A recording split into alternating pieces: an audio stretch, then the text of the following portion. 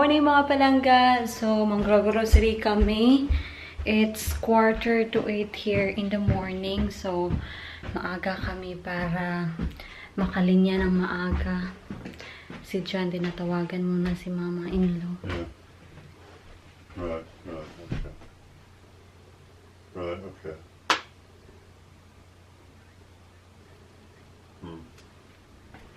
Right, okay then. So, right, all right. I'll shoot it. I'll give you a ring when we're somewhere near. I'll give you a ring when we're coming back with it. Yeah. All right. See you later. Bye. Bye. So, ito na mga palangga. Nakamas na ako. Trinay ko lang para later on pwede ko na siyang ilagay like that. So, ito na yung list namin for mamas. So, John will get her stuff and ako yung kukuha or bibili sa mga kailangan namin dito sa bahay. Nandito na ako sa loob ng sasakyan. Naghihintay na lang ako kay Mr. kasi pinapalabas pa niya yung mga bata. And sinabihan ko si Mr. this time na mag-mask talaga siya kasi yung mask niya, nandiyan na yan mga ilang weeks na siguro hindi niya ginagamit. So, sinabihan ko mag-mask ka ngayon. So, wala talaga akong foundation or powder na nilagay sa face ko. Ano lang, eyeliner, mascara, eyebrows, and ano bang tawag nun? Lip moisturizer. Pasensya nyo na yung kilay ko. Sobrang kalat ng kilay ko. Pinapatubo ko talaga siya para i-ship ko na naman kasi napansin ng pamilya ko na yung kilay ko panipis na panipis kasi palagi ko siyang pinapluck. And then, pag nagpa-pluck ako, nag-iiba yung shape. So, yun naman, pinapatubo ko para lumabas talaga yung natural na ano niya, na shape. Malapit na kami sa Tesco and nakikita namin na meron ng nakalinya, naka-queue. So, I'll vlog later pag nasa bahay na kami. Okay? Bye! Tingnan niyo, oh. Wala mang nakamas sa kanila. Not one of them, is there? Not one of them wearing mask. But you need to wear mask, sweetheart. Here, oh. Good, isn't it? Look at the dog. The dog is there again. And we're here.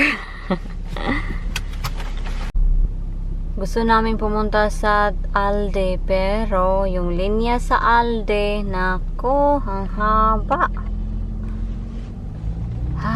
Nako naman. So we're not going there.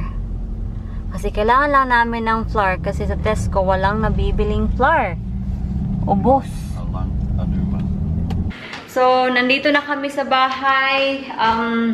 Na-sort ko na yung mga grocery. Na-disinfect ko na sila at nilagay ko na sila sa freezer and sa fridge yung iba. Hindi na ako nag-vlog kasi inaamin ko sobrang hassle na kailangan mong hugasan yung mga pinamili mo. Pero, we just have to do that kasi kailangan natin i-protect yung sarili natin. So, we need to try this. Ito, bumili ako ng grapes. Yan. Are you okay? He's very good today because he did wear his mask. Good. Thank you for listening. I was the only one with a mask. No, there's few people behind us. Was it? Yeah. What? I mean, where? I saw one. And then when I came out, because he did finish his shopping, and then when I came out, there's a long line, and then I see few people wearing masks. Kanina pala, nung pumunta kami sa Tesco, wala akong nahanap na elastic para sa ating mask. Wala. Out of stock. So, marami na rin siguro yung mga tao na gumagawa ng sariling mask nila kasi yun na nga, sobrang hirap bili dito ng mask. At yung binili kong mask sa EB yun. And naghintay ako ng 2 weeks, 3 weeks, mga ganun. Sobrang tagal.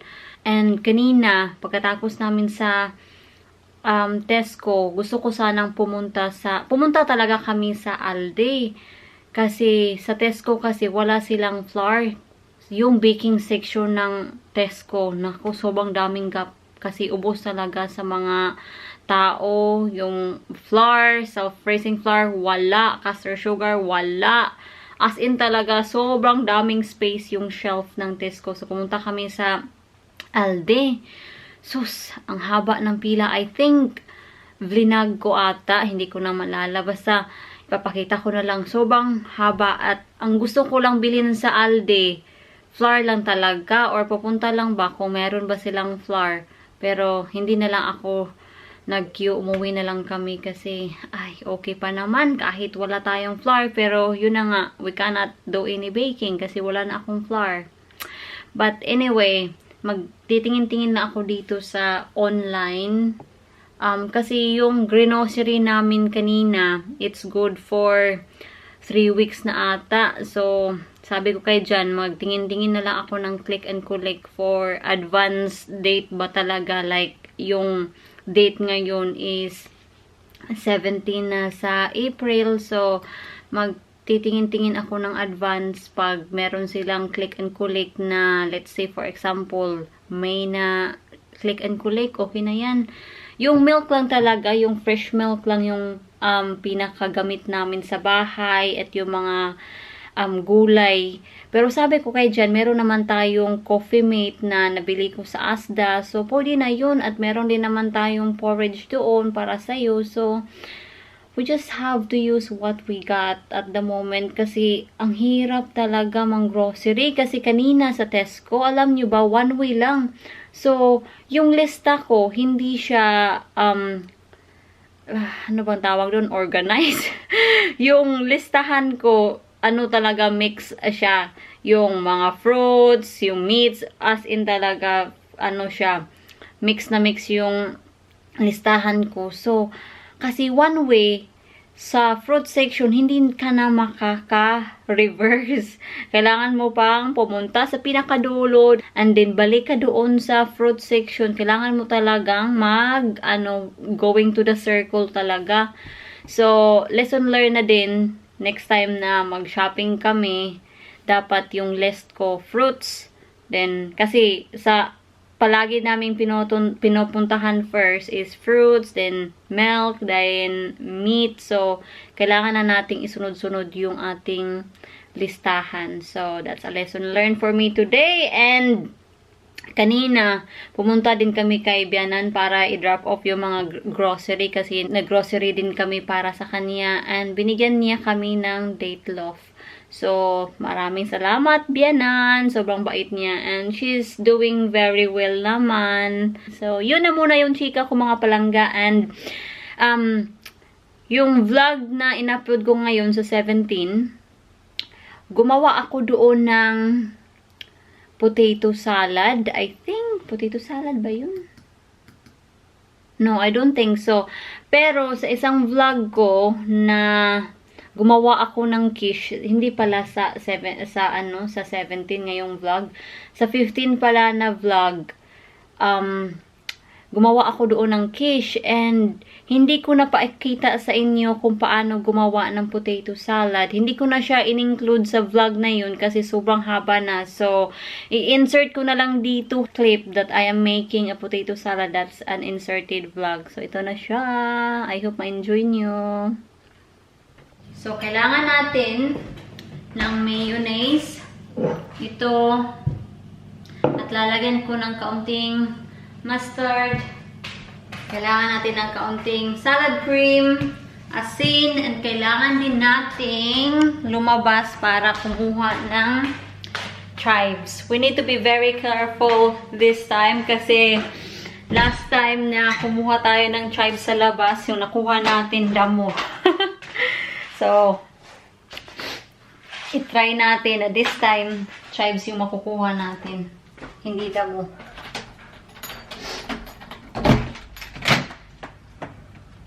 Malamig ngayon, ha? Let's smell. I think this is a chives. Pipa, pibi. Meron din kasi dito, oh. Ito, I think they are chives. We need to smell it. Sandali lang kasi may mga bata. Nagko-curious sila kung ano yung ginagawa ko. Pipa. Hang on, mommy is doing something. Yeah, chives siya. Yung chives, para lang siyang spring onions. Yeah. So, kukunin natin to. Kukuha tayo ng iilang dahon.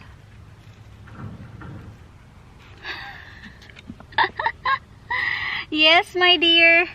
Sandali lang, Pipa. Mama is doing something. Do you want some? No, you don't want a chives. You don't like it.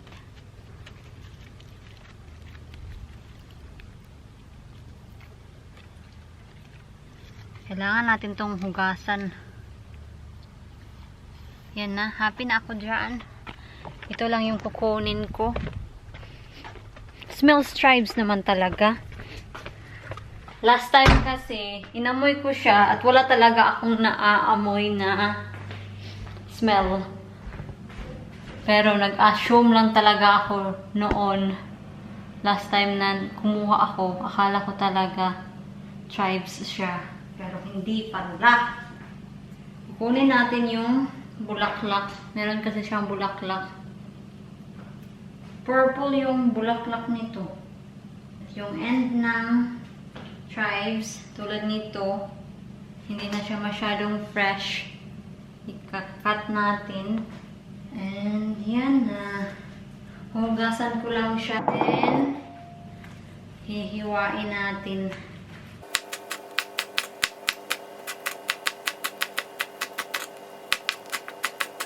Kailangan ko lang i-drain yung ating potato. Kailangan natin ito. Tansya-tansya na lang. Then, kaunting mayo.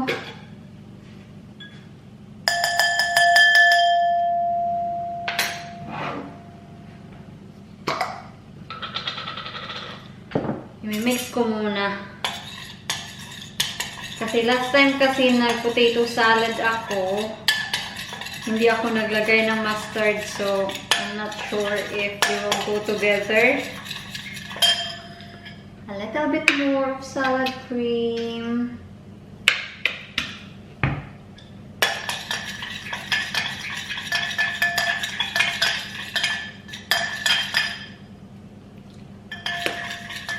A little bit more of mayo.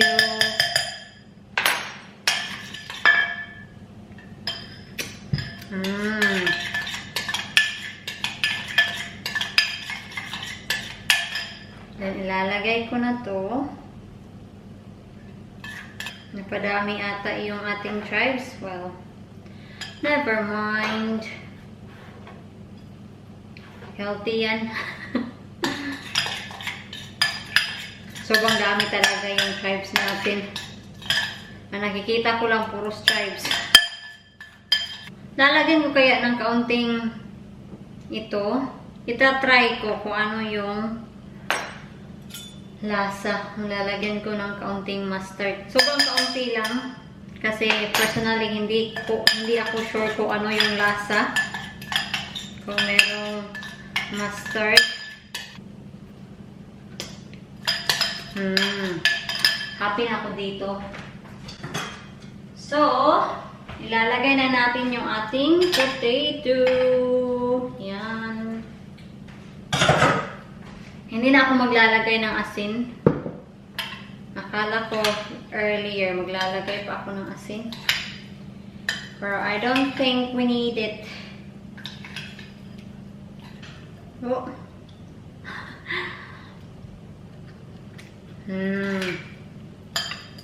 Ang sarap. So, ilalagay na natin to sa fridge. Tatakpan ko lang ng cling film. Pero ito na siya. Ito na yung finished product. Ito na siya mga palangga. Yan. Masarap. Ito pala yung binigay sa amin ni Biyenan. Itong ditlog. Titingnan natin. Curious din ako kasi hindi ko to inopen. Dahil restricted si Biyenan, dahil may edad na siya, at dahil na rin sa lockdown, dahil sa quarantine, dahil sa virus talaga, si Biyenan, pinagtutuunan na lang niya ng pansin yung pagbe-bake kasi para hindi siya mabored. So, ito yung binake niya. Ang bango. Ito. Yan. Salamat, Biyenan. So, si mother-in-law, she is a good baker. Talaga. Sobrang, niya, sarap magluto. And, well done to her kasi 86 na siya this year. And, ito pa din. Non-stop. Nagbe-bake, nagluluto. And, she's really in a good, good spirit talaga at 86 years old. Do you want the cake? Just a little piece. Oh, this one. Tingnan niyo. Whoa! Yeah? That's it. Thank you. Kunin natin yung ating mga sinampay. Ang lamig sa labas, ha? Malamig. Dito pa lang, napipil ko na malamig na talaga sa labas. Ano na kasi? 6:45 in the evening. Pero, ito pa din. Maaraw pa din. Meron pa ding araw. Ganito sila pag, summer dito.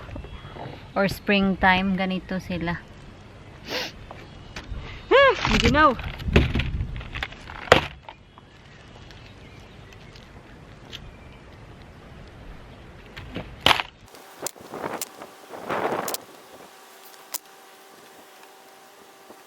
Rin natin yung ating sinampay na freezer bag.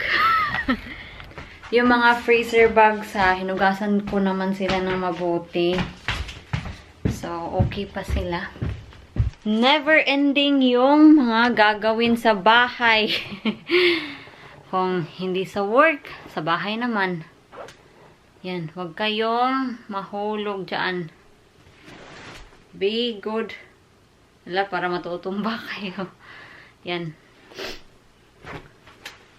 Hindi ko na lang paplansyahin yung uniform ko kasi 3 hours lang naman ako tomorrow. So, tutupiin ko na lang. Alam nyo ba, nung nagsisimula pala ako sa trabaho, nahihirapan silang maghanap ng size ko. Kaya, yung uniform na provide sa employer ko, size 8. Kasi yun lang yung nabibili, sabi nila. Sa kanilang company na ino-orderan. Size 8 yung pinaka maliit. Mayroong pulis na dumaan. Hala, nagpipatrolyo ang mga pulis. Which is good. Kasi mabuti yan pag ganun. Kasi yung ibang tao, hindi kasi nakikinig. At yung iba, nakikinig naman. May mga ganun naman talaga. So, ito na yung vlog natin for today, mga palangga. Pagpasensyahan nyo na talaga. This is also an inserted clip. So, just to end the vlog. So, maraming salamat talaga sa walang sawang panonood. And, mag-ingat po tayong lahat. And I'll see you in my next vlog. Bye! Mwah! Mwah!